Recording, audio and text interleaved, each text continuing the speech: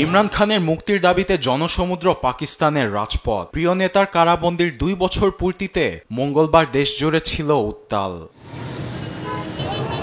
টানা 2 বছর জেলে পাকিস্তান তেহরিকি ইনসাফ পিটিআই এর নেতা ও সাবেক প্রধানমন্ত্রী ইমরান খান। প্রতিবাদে খাইবার পাখতুনখাওয়া, লাহোর, করাচি ও মুজাফফরাবাদ সহ দেশজুড়েই দেখা যায় সমর্থকদের এমন কর্মসূচি।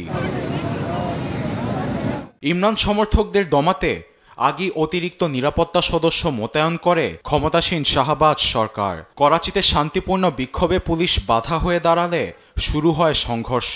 কাঁদানে গ্যাস ছোড়ে নিরাপত্তা বাহিনী। জবাবে ইটপাটকেল ছুড়লে রণক্ষেত্রে পরিণত হয় রাজপথ। অনেক জেলায় জারি করা হয়েছে 144 ধারা। পিটিআইয়ের মুখপাত্র জুলফিকার বুখারীর অভিযোগ, দেশজুড়ে তাদের অন্তত 250 সমর্থককে আটক করা হয়েছে।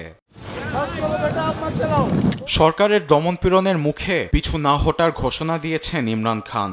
এক্সের পোস্টে গণতন্ত্র পুনরুদ্ধার না হওয়া পর্যন্ত শান্তিপূর্ণ প্রতিবাদ চালিয়ে যাবার ডাক দেন এ কারাবন্দী নেতা।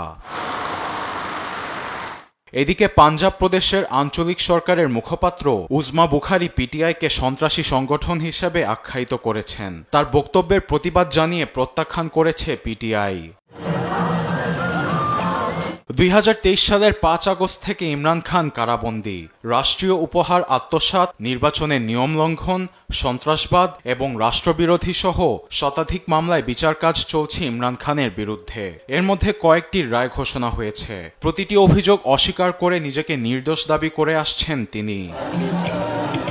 আরবেদ আফসার, নিউজ ডেস্ক, দেশ টিভি।